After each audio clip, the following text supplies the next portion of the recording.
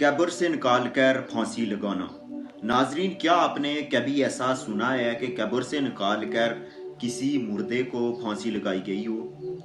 جی ہاں ناظرین، دنیا میں ایسا بھی ہوا ہے اور ایسا برطانیہ کی تاریخ میں ہوا ہے۔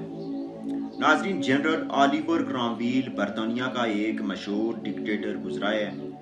وہ ایک بہادر جنرل تھا اور اس نے برطانیہ کے لیے 3 جنگوں میں حصہ لیا اور تینوں میں اپنا لوہا منوایا۔ پھر اس کے بعد وہ چارلس اول کو پھانسی دلوانے والوں میں شامل ہو گیا۔ پھر اس کے اندر لالچ نے جنم لیا اور 1653 میں اس نے برطانوی حکومت پر بزور طاقت قبضہ کیا اور پارلیمان کو تحلیل کر دیا۔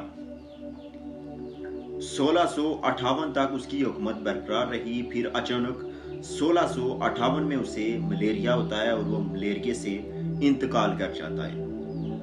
اس کے انتقال کرنے کے 2 سال کے بعد ہی چارلس اول کے بیٹے چارلس دوم نے اقتدار پر قبضہ کر لیا اور اس نے اپنے والد کی موت کا بدلہ لینے کا سوچا۔ چارلس دوم نے جنرل آلیور کرامویل کی قبر کھدوائی، اس کی ڈیڈ باڈی کو واپس نکالا اور اس کی ڈیڈ باڈی کو لندن کے ایک چوک میں پھانسی لگائی۔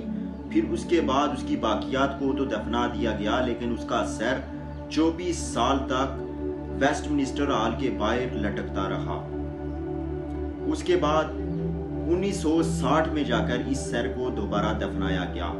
ناظرین، ان لوگوں نے اس سے یہ سبق سیکھا کہ اس وقت سے لے کر آج تک پھر برطانیہ کی ہسٹری میں کسی نے بھی وہاں آئین توڑنے اور مارشل لا لگانے کی ہمت نہیں کی، اور یہی وجہ ہے کہ وہاں پہ بھلے ہی غیر تحریری آئین ہے لیکن وہاں آج بھی رول آف لا ہے اور وہاں کوئی بھی قانون توڑنے، آئین توڑنے کا سوچ بھی نہیں سکتا۔